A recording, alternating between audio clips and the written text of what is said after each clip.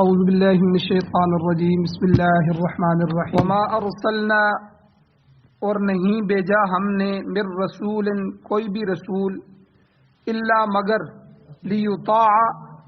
اس لیے تاکہ اس کی اطاعت کی جائے باذن اللہ اللہ کے حکم کے ساتھ ولو انہم اور اگر یہ لوگ کہ اذ ظلموا انفسہم جبکہ انہوں نے اپنے نفسوں پر زیادتی کی اپنے اوپر ظلم کیا یعنی گناہ کا ارتکاب کر لیا جاؤکا اگر اس وقت یہ آپ کے پاس آ جاتے فاستغفر اللہ پس وہ خود بھی اللہ سے معافی مانگتے اللہ سے استغفار کرتے واستغفر لہم الرسول اور استغفار کرتا ان کے لیے رسول بھی تو لوجد اللہ البتہ وہ پاتے اللہ تعالیٰ کو توابن بہت ہی توبہ قبول کرنے والا رحیمن اور نہایت ہی مہربان فلا وربک پس تیرے رب کی قسم حضور کی قسم اٹھا کے اللہ کہہ رہے ہیں کہ لا یؤمنون وہ یہ لوگ مومن نہیں ہو سکتے حتی یحکموک یہاں تک کہ وہ آپ سے فیصلہ کروائیں آپ کو فیصل بنائیں فیما اس چیز میں شجر بینہم جو ان کے درمیان جھگڑا ہو جائے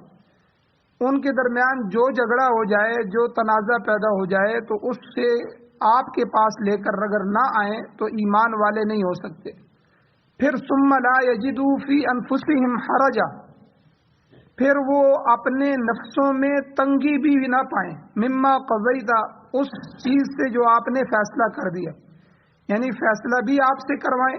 اور پھر آپ جو فیصلہ کر دیں ان کے دل میں اس پر تنگی بھی نہ ہو وہ یسلموا تسلیما اور کھلے دل سے ان کو وہ قبول کریں قبول کرنا ہے سورۃ النساء کی آیت نمبر 64 اور 65 آپ کے سامنے تلاوت ہوئی ہے آپ نے ترجمہ سماعت فرمایا اس کا پہلا درس کل گزر چکا ہے جس کا خلاصہ یہ ہے کہ دنیا میں انسانی ہدایت کے لیے اللہ تعالیٰ نے پیغمبروں کا سلسلہ حضرت آدم علیہ الصلوۃ والسلام سے شروع فرمایا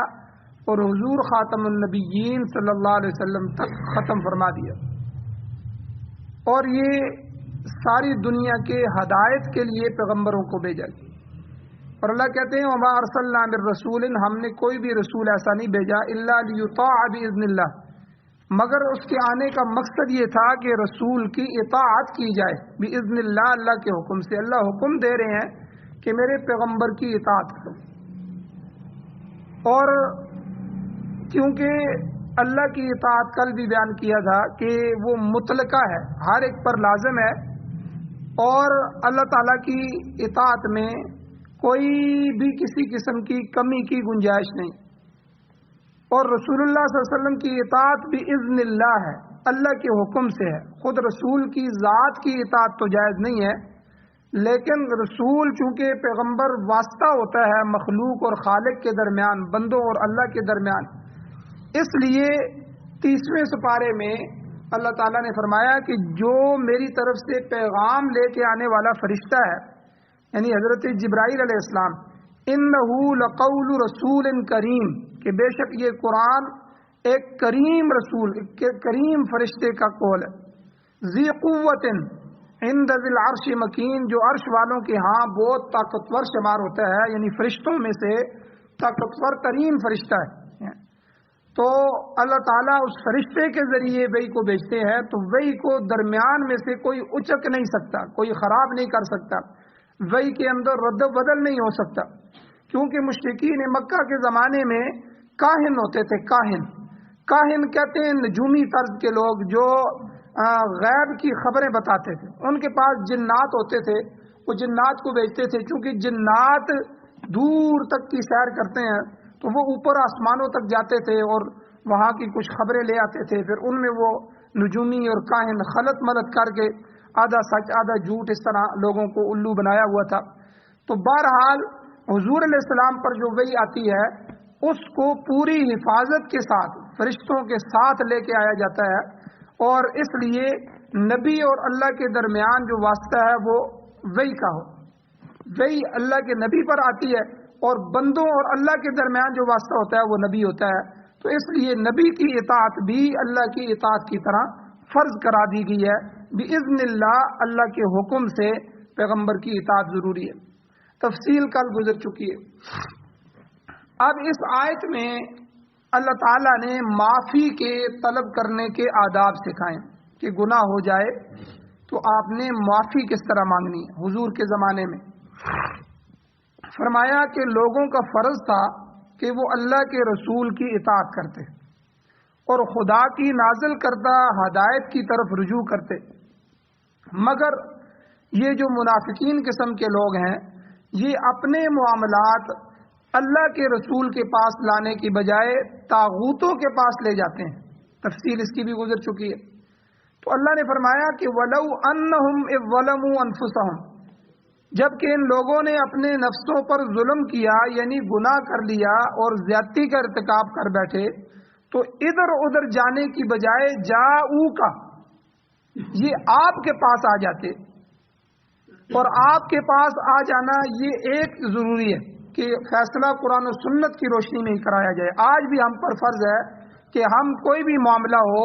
وہ آ کر معاملہ قرآن و سنت کی روشنی میں علماء کی مجلس میں حل کروائیں. لیکن ایک تو یہ آپ کے پاس آتے، دوسرا کام فاستغفر اللہ، اللہ سے یہ بخشش طلب کرتے، اور تیسرا واستغفر لهم الرسول، اللہ کا رسول بھی ان کے لیے مغفرت مانگتا، ان کے لیے بخشش کی دعا کرتا. جب یہ تینوں کام کرتے تو لوجد اللہ تواب الرحیم، تو اللہ تعالیٰ کو بہت زیادہ توبہ قبول کرنے والا اور نہایت ہی زیادہ مہربان پاتے.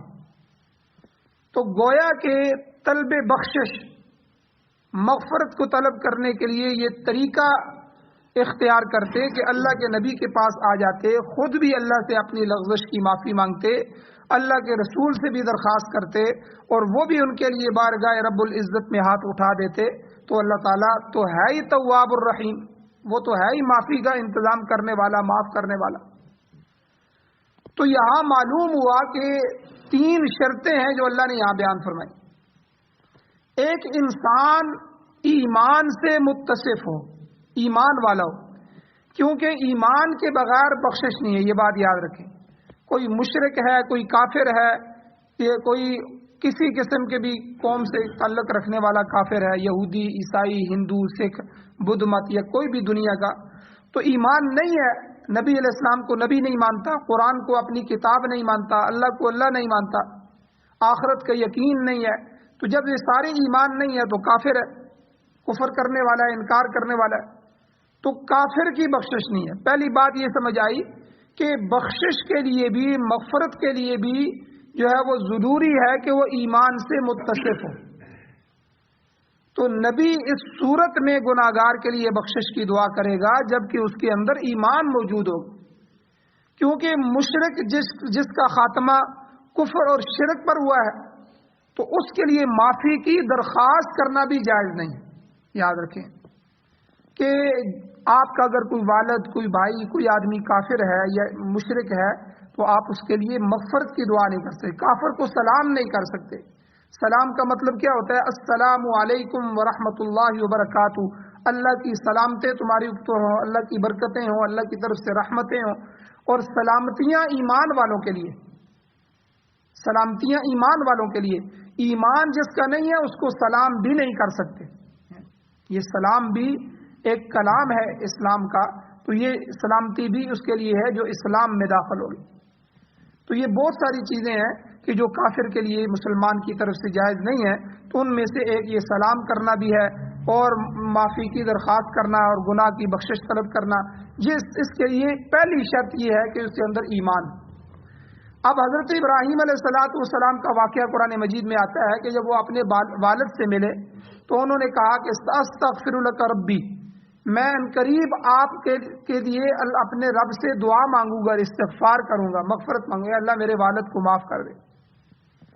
لیکن اللہ تعالیٰ نے قرآن مجید میں ہی حضرت ابراہیم علیہ السلام کو منع فرما دیا. اللہ نے فرمایا کہ کسی کے لیے جائز نہیں ہے کہ وہ اپنے مشرک کے لیے، جو عزیز و قارب میں سے ہو یا باپ ہو یا کوئی بھی ہو، کسی مشرک کے لیے اللہ سے معافی کی درخواست کرے. تو اس لیے یہاں بات سمجھ آئی کہ گناہگار کے گناہ کی بخشش طلب کرنے کے لیے پہلی شرط یہ ہے کہ وہ گناہگار ایمان والا ہو،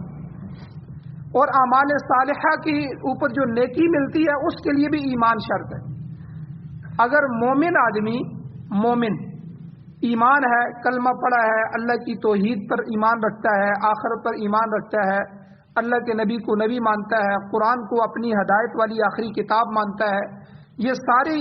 جو ہے وہ مان رہا ہے، پھر گناہگار بھی اگر ہے تو اس کے لیے جو ہے وہ معافی کو اللہ تعالیٰ دے دیں گے، اس کے لیے یہ شرائط نہیں ہے۔ لیکن اگر آدمی جو ہے ان چیزوں پر ایمان نہیں رکھتا تو پھر اس کے لیے بخشش بھی نہیں ہے اور اعمال صالحہ کی نیکی بھی نہیں ہے۔ آپ دیکھیں کافر کتنی نیکیاں کرتے ہیں، کئی کافروں نے یورپ کی این جی اوز بنائی ہوئی ہیں، کتنے اسلامی ممالک میں، دوسرے ممالک میں وہ غریبوں کی مدد کرتے ہیں، اسکول بنا دیتے ہیں، پلوں کی تعمیر کرتے ہیں، ہینڈ پمپ جو ہے پانی جہاں نہیں ہے وہاں پانی کا بندوبست کرتے ہیں، اور دنیا میں کتنی کر رہے ہیں۔ اقوام متحدہ جو ہے وہ کتنی امداد کرتا ہے، تو وہ سارے ممالک کی طرف سے ہوتی ہے۔ کسی ملک پر بھی جو اقوام متحدہ میں شامل ہے تو ان ممالک میں سے کسی پر بھی کوئی آفت آ جائے تو وہ اپنی طرف سے جو ہے وہ اربوں کروڑوں اربوں روپے کی امداد بھیجتے ہیں۔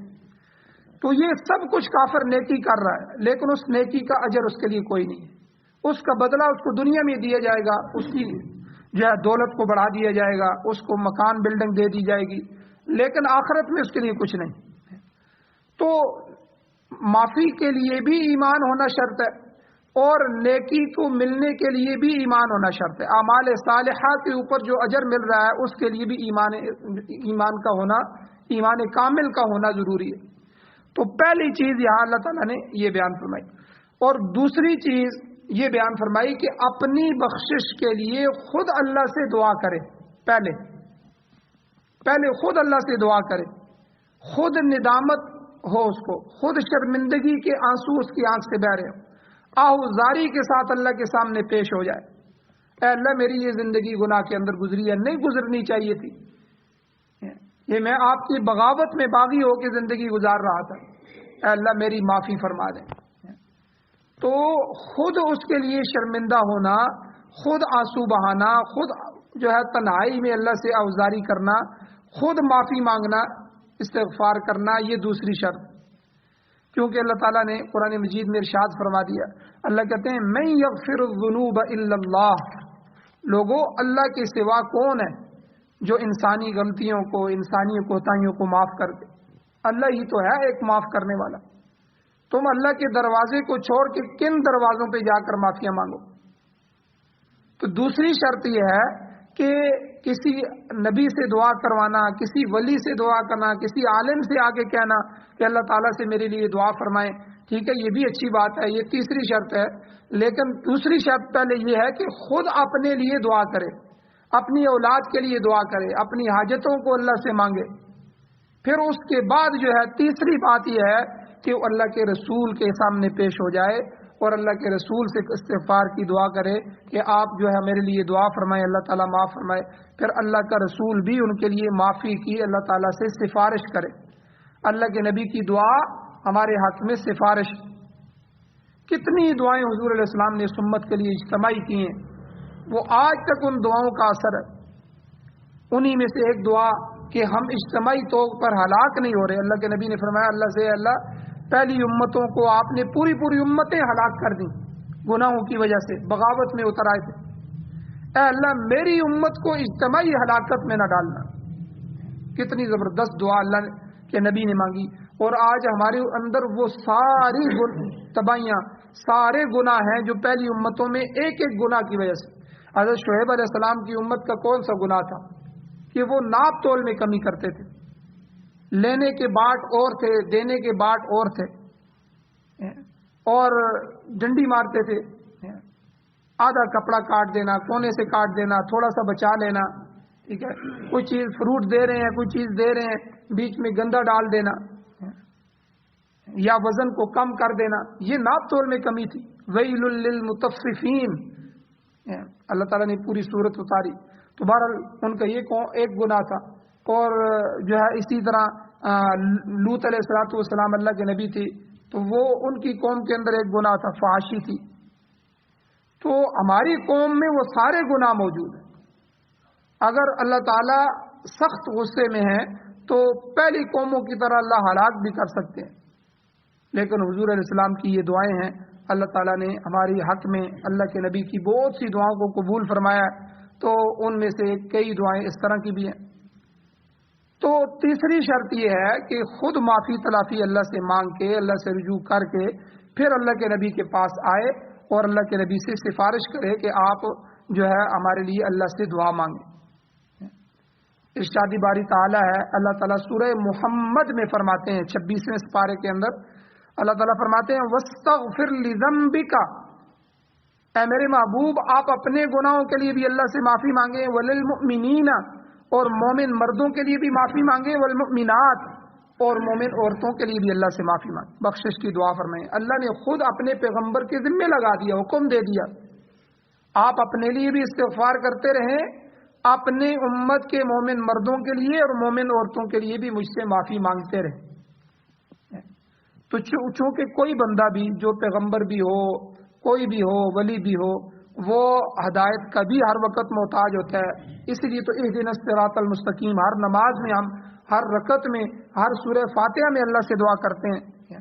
اے اللہ ہمیں سیدھے راستے پر رکھیو، سیدھا راستہ دکھا دیجیو، اور سیدھے راستے کے اوپر ہی ہمیں چلاتے رہیں. اور اسی طرح معافی کا ہر بندہ ہر وقت جو ہے وہ محتاج ہوتا ہے کہ اللہ مجھے معاف کرتا رہے، اور اللہ سے ہر وقت استغفار کرتے رہیں. استغفار کی ایک تسبیح 100 دفعہ پوری توجہ اور دھیان سے اللہ سے رو دو کے توجہ کے ساتھ استغفار کی نیت سے ایک تسبیح ہر بندے کو کم از کم روزانہ کرنی چاہیے، یا کم از کم 100 دفعہ نہیں پڑھ سکتا روزانہ تو معمول بنا لے کہ ہر کسی کام میں استغفر اللہ استغفر اللہ، اور یہ جو جملے ہیں سبحان اللہ، ماشاء اللہ، جزاک اللہ، الحمدللہ، ان جملوں کی موقع محل پہ عادت بنا لے. تو حالانکہ یہ سارے جملے ایسے ہیں کہ جن کی تسبیحات ہونی چاہیے، ہر روز 100 دفعہ اللہ کی حمد بیان کی جائے، اللہ تعالیٰ کی تعریف بیان کی جائے، اللہ سے استغفار کیا جائے، لیکن کم از کم موقع محل میں. تو حضور کو قرآن مجید میں سورہ محمد میں حکم دیا گیا کہ وَاسْتَغْفِرْ لِذَنْبِكَ وَلِلْمُؤْمِنِينَ وَالْمُؤْمِنَاتِ، حضور آپ اپنے لیے بھی استغفار کریں اور ایمان والوں کے لیے بھی، مومنوں کے لیے، مردوں کے لیے اور عورتوں کے لیے بھی اللہ سے معافی مانگیں. اور حضور کے بارے میں سورہ فتح کے اندر اللہ تعالیٰ نے، سورہ فتح ہے یہ خوشخبری کی صورت، اس میں فتح مکہ کی خوشخبری بھی ہے.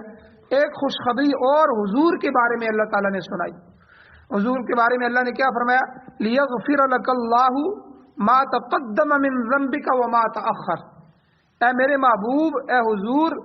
آپ کے لیے اللہ تعالیٰ نے تمام گناہ، اگلی پچھلی ساری خطائیں اللہ نے معاف کر دی. پیچھے کوئی لغزش ہوئی ہے وہ بھی،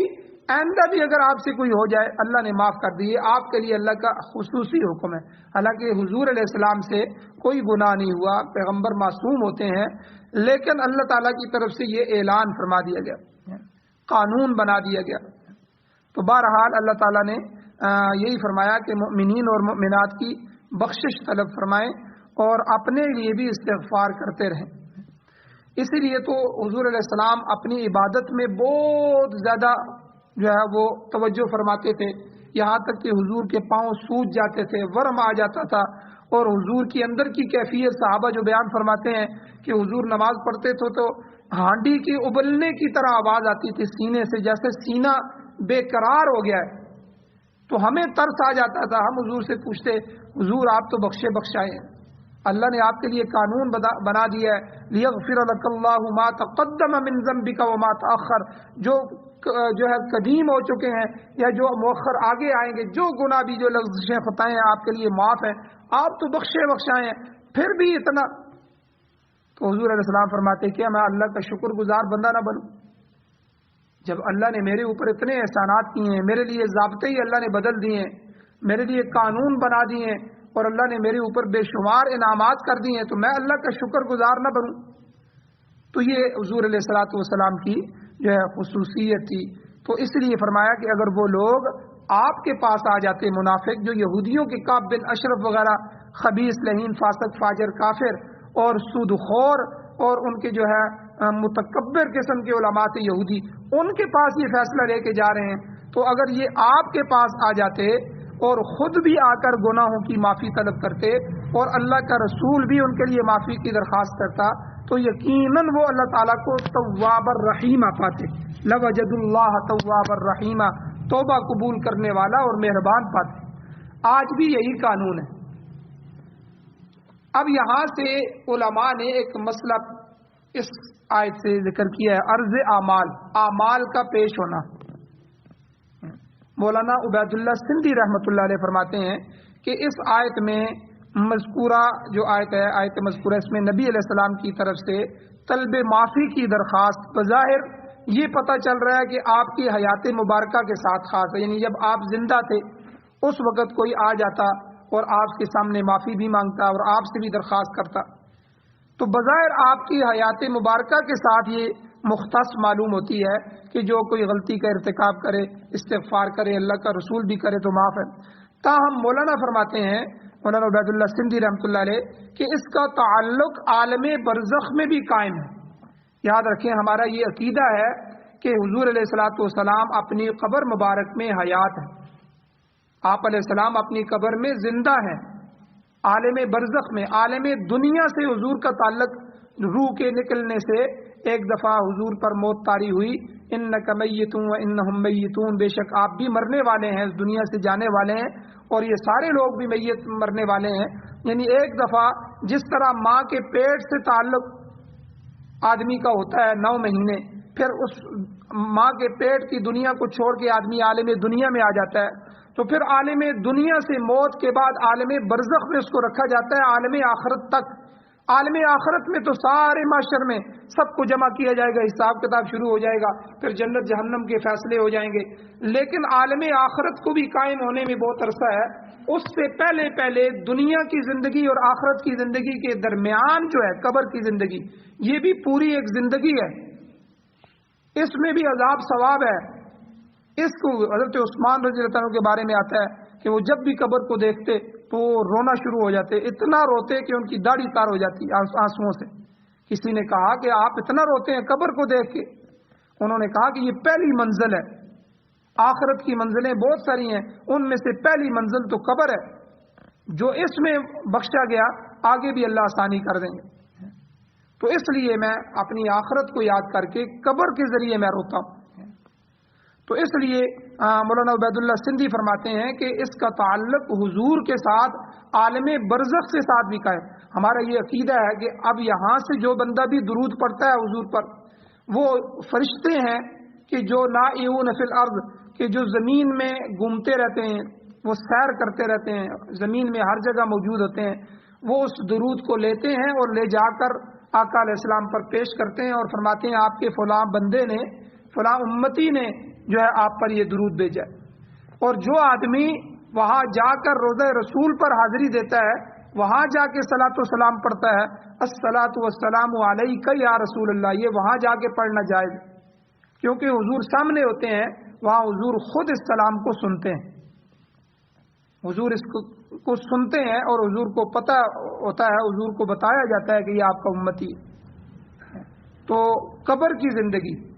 قبر میں جو ہے، اور شاہ ولی اللہ محدث دہلوی رحمۃ اللہ علیہ جو ہے، بلکہ مولانا فرماتے ہیں اس کا تعلق برزخ کے ساتھ بھی ہے، عرض اعمال، اعمال وہاں پیش کیے جاتے ہیں حضور پر، سوموار کو جمعرات کو امت کے اعمال پیش کیے جاتے ہیں۔ تو عرض اعمال کے متعلق صحیح احادیث موجود ہیں جن کے مطابق امت کے اعمال ملأ اعلیٰ میں حضور علیہ السلام کی خدمت میں پیش کیے جاتے ہیں۔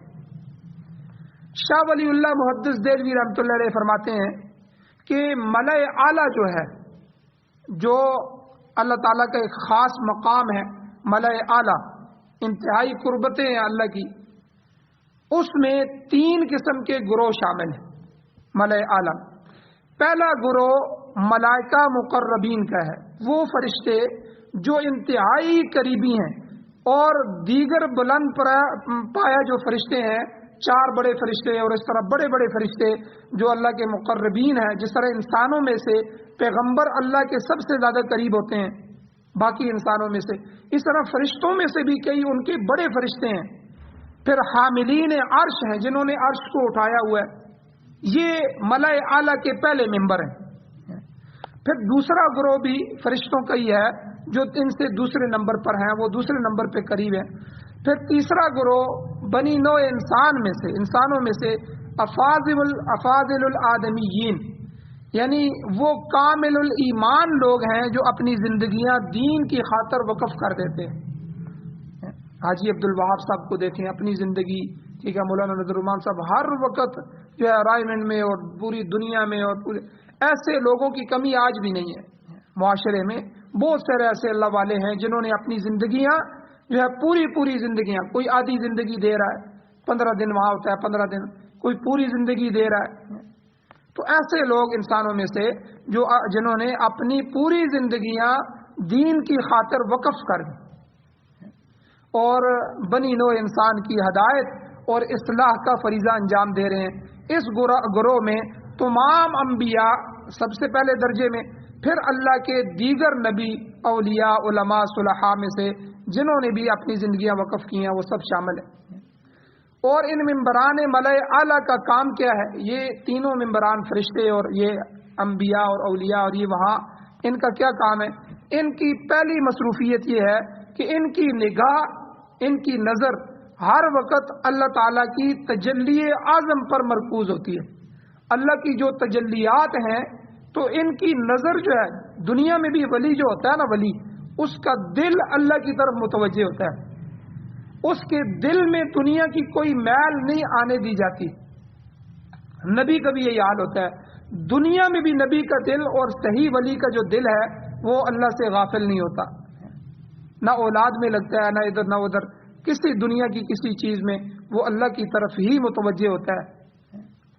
تو جب یہ حضرات فوت ہو جاتے ہیں, ان کا وصال ہو جاتا ہے اور ملائے اعلیٰ میں چلے جاتے ہیں, تو وہاں بھی ان کی نگاہیں ہر وقت اللہ تعالیٰ کی اسی تجلی اعظم کی طرف رہتی ہیں. ایک کام. اور دوسرا کام ان کا یہ ہے کہ وہ اللہ کے نیک بندوں کے لیے بخشش کی دعائیں مانگتے رہتے ہیں, اپنی امت کے لیے اور نیک لوگوں کے لیے. اور حاملین عرش جو ہیں, جن فرشتوں نے عرش کو اٹھایا ہوا ہے, ان کے متعلق تو خود قرآن پاک میں بھی اللہ تعالیٰ نے فرما دیا موجود ہے کہ وہ ایمان والوں کی بخشش کی دعائیں کرتے رہتے ہیں. اللہ کہتے ہیں الذین یحملون العرش ومن حولہ یسبحون بحمد ربہم, وہ فرشتے جو اللہ کے عرش کو اٹھائے ہوئے ہیں اور اس کے ارد گرد ہیں کہ وہ اپنے رب کی حمد کی تسبیح بھی بیان کرتے رہتے ہیں. وَيُؤْمِنُونَ بِهِ, اور اس پر اللہ پر ایمان بھی رکھتے ہیں. وَيَسْتَغْفِرُونَ لِلَّذِينَ آمَنُوا,